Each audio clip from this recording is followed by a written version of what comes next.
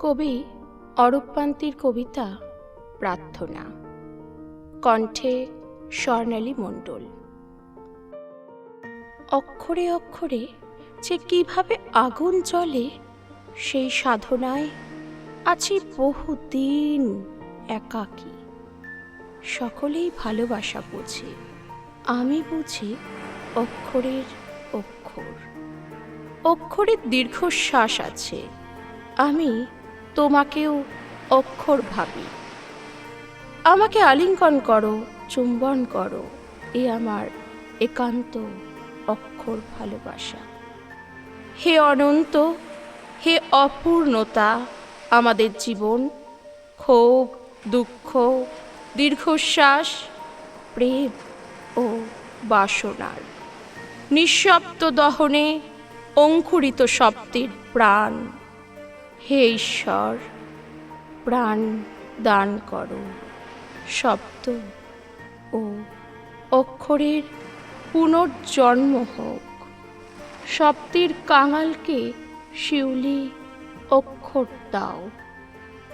দাওয়ায় পিঁড়ি পেতে বসেছে কবি, এবার কলা পাতায় শব্দান্ন খাবে।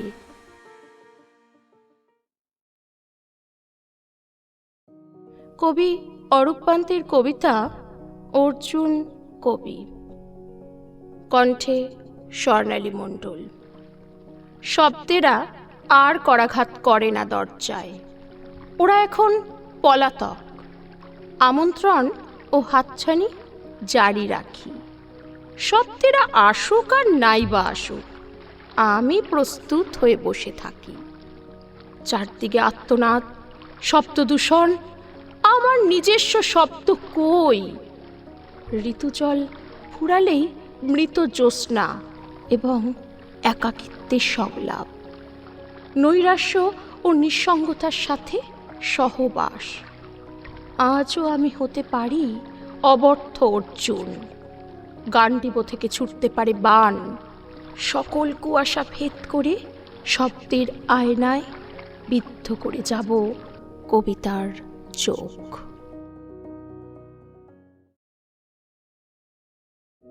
কবি অরূপকান্তির কবিতা পৈতৃক আয়না, কণ্ঠে স্বর্ণালী মণ্ডল। উদাসী তাকিয়ে আছি পৈতৃক আয়নার দিকে। দেখতে পেলুম পূর্বপুরুষের অভিমান। পুরো বাড়িটা আজ নির্জনতা মেখে, কত নিঃসঙ্গ নিশ্চুপ। সুস্মিতা, তোমাকে মনে পড়ে খুব। পুরো বাড়িটি খুব আনন্দের, খুব বিষাদের। আমার ফেলে আসা কৈশোরের, শৈশবের। এই আয়নাটি ব্যবহার করতেন আমার ঠাকুরদা, আমার বাবা। শেষে আমি এটিকে বলি ম্যাজিক আয়না। ঠাকুমা বলতেন, রাগ বা দুঃখ হলে আয়নাটির সামনে গিয়ে দাঁড়াস। কিছু চাইতে হলে পাথরের সামনে নয়, আয়নাটির সামনে। তাহলে ঠাকুমা ঠিকই বলেছিলেন। ও হে আয়না ঠাকুর, আজকে আমার মন ভালো নেই, বড্ড এলোমেলো লাগছে। হে আয়না ঠাকুর, আমাকে অফুরান শব্দ দাও, আমি শব্দ নিয়ে খেলবো। আর ঠিক তখনই জালনা দিয়ে কয়েকটি প্রজাপতি উড়ে এসে বসল আমার শুভ্র খাতার ওপর।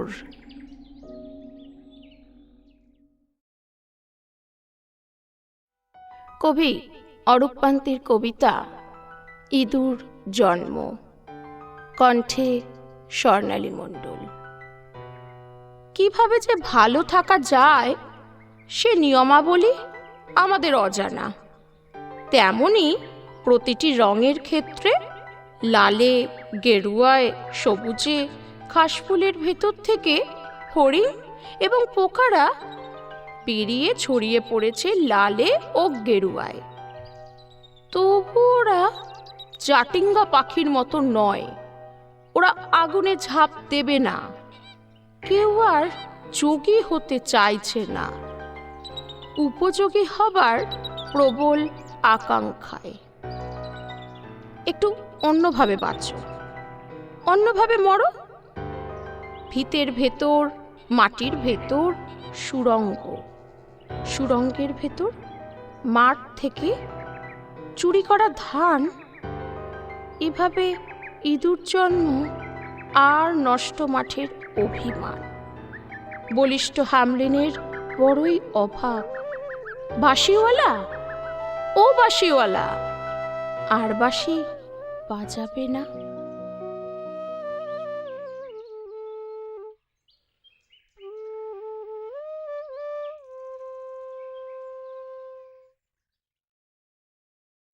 কবি অরূপ পান্তির কবিতা আলোর পথযাত্রী, কণ্ঠে স্বর্ণালী মণ্ডল।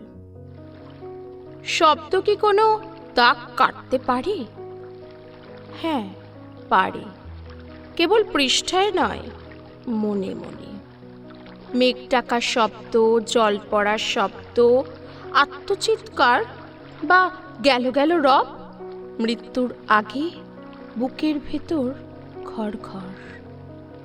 একটি শব্দ থেকে অন্য শব্দ আলাদা।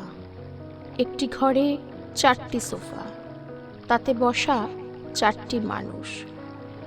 সকলের শব্দ আলাদা আলাদা।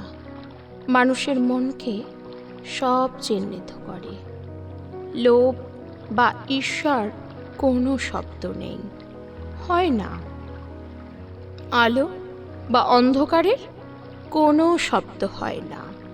নিঃশব্দে হেঁটে যাই আলোর দিকে। কবি অরূপ পান্তির কবিতা পরিত্যাগ, কণ্ঠে স্বর্ণালী মণ্ডল। স্মৃতিগুচ্ছ সাজানো রয়েছে শোকেসে। যেভাবে প্রিয় বইগুলি, এভাবে বহুদিন এখনো ছাড়পোছের অপেক্ষায়। ব্যস্ততায় নাড়াচাড়া বা পড়া হয়ে ওঠে না। এই বন্ধ আলমারিতে কিভাবে আসে গ্রন্থকীট, নষ্ট করে দেয় প্রচ্ছদ পৃষ্ঠাগুলি, নষ্ট করে দেয় ঘেঁষে থাকা বইটি। যেভাবে ফসলের ক্ষেত নষ্ট করে আগাছা, এই নষ্ট বইগুলি শোকেস থেকে বার করে দেওয়া ভালো। বার করে দেওয়া ভালো আকাশ কুসুমের কলঙ্কিত চন্দ্রকথা ও নষ্ট মঞ্জুরি। আর অন্য সব থাক ঠিকঠাক।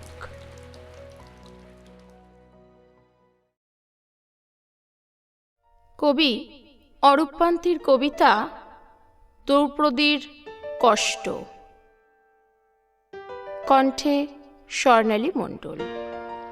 দ্রৌপদীকে নিয়ে ভাবতে বড় অবাক লাগে। ভালোবাসা ছাড়াই থাকেন যুধিষ্ঠিরের সংসারে। যুধিষ্ঠির সে কথা জানতেন। দ্রৌপদী তো পালাননি। আসলে যুধিষ্ঠিরও ছাড়েননি, বরং অর্জুনকে বনবাসে পাঠালেন। দ্রৌপদীর কষ্ট মন ছাড়াই তাকে শরীর দিতে হয়। ব্যাসদেব সে কথা জানতেন। হয়তো তাই দ্রৌপদীকে সহ্য ক্ষমতা অনেকটা বেশি দিয়েছেন। ব্যাসদেবের সাথে দেখা হলে বলবো, দ্রৌপদীর জয়। কেবল অর্জুনের কৃতিত্ব, আপনি কর্তব্যের জয় দেখালেন। কই ভালোবাসার জয় তো দেখালেন না।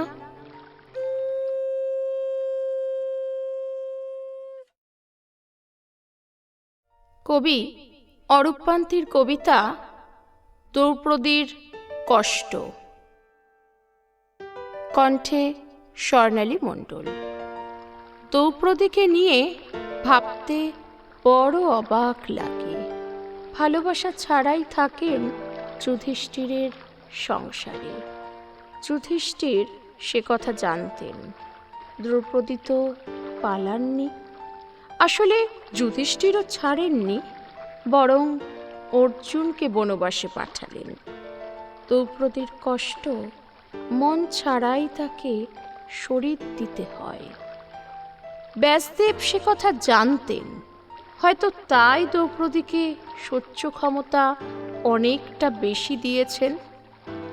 ব্যাসদেবের সাথে দেখা হলে বলবো, দ্রৌপদীর জয়, কেবল অর্জুনের কৃতিত্ব, আপনি কর্তব্যের জয় দেখালেন, কই ভালোবাসার জয় তো দেখালেন না।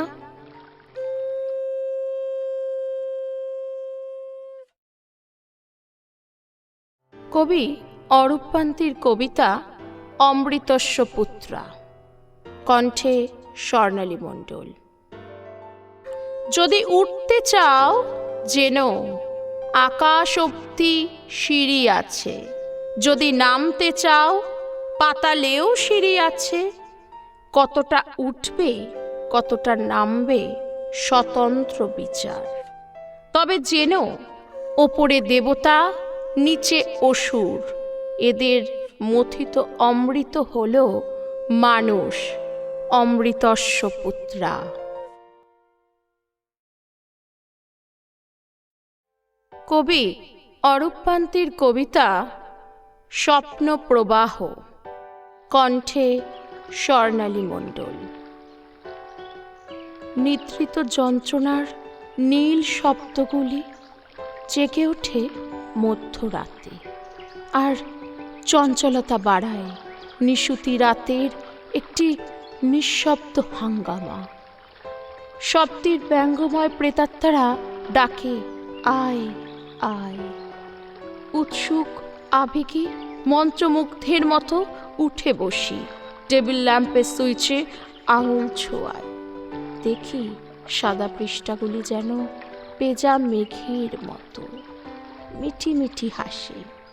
আমি তখন এক অন্য আমি, শব্দে সিঁড়ি বেয়ে নেমে আসে দেবী। এই অন্য আমিটাই জ্যোতিষী ও জাতিস্বর। আমার কলসের চোখ দেখে ভূত ভবিষ্যৎ, লক্ষণ গণ্ডি পেরিয়ে বাল্মীকির হাহাকার। সোনার হরিণগুলি নিমিষে হারিয়ে যাচ্ছে, যেভাবে ঘুম ভাঙার আগে স্বপ্ন প্রবাহ। কবি অরূপকান্তির কবিতা মিলন, কণ্ঠে স্বর্ণালী মণ্ডল। বনজ্যোৎস্না আমি তোমাকেই বলি, তুমি হিম প্রজাপতি হয়ে ছুঁয়ে থাকো। নির্জনতা ও নিঃসঙ্গতা চাই না আর, তুমি আমার নিজস্ব বাংলার মুখ। তোমার স্বরবর্ণ আমার শ্বাস, ব্যঞ্জনবর্ণ আমার প্রাণ। আমার পদ্মার জল, গঙ্গার জল, মেঘনা আর বন্যার জল লাবণে ভেসে যাক। কোরআন, গীতা, বাইবেল, কেবল তুমি, আমি, আমরা উদ্বেল। মুক্ত বীজ হাতে নিয়ে আর ধর্মটর্ম নয়, জাগুক মানুষ, জাগুক প্রেম, জাগুক একটি সরল বর্গীয় আনন্দ উৎসব, জাগুক একটি সরল বর্গীয় আনন্দ উৎসব।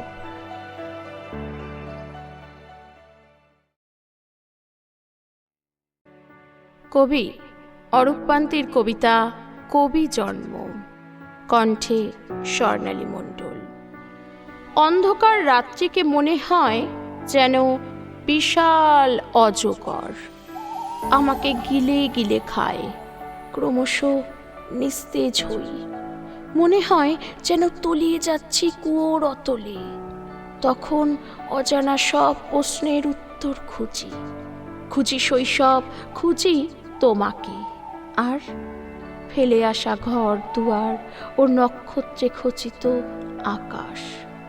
এ সময় জীবন বলে কিছু নেই, সবই যেন মৃত্যুরই মতো। কে এই আমি? কোথা হতে আসা? চলেছি কোথায়? যেন এক জগৎ থেকে অন্য জগতে আমি, শব্দের ইশারায় নিভৃত এক সৃষ্টিকর্তা। এভাবেই ভোর হয়। তখন তুমি, আমি, আমরা এবং প্রাত্যহিক অরূপ।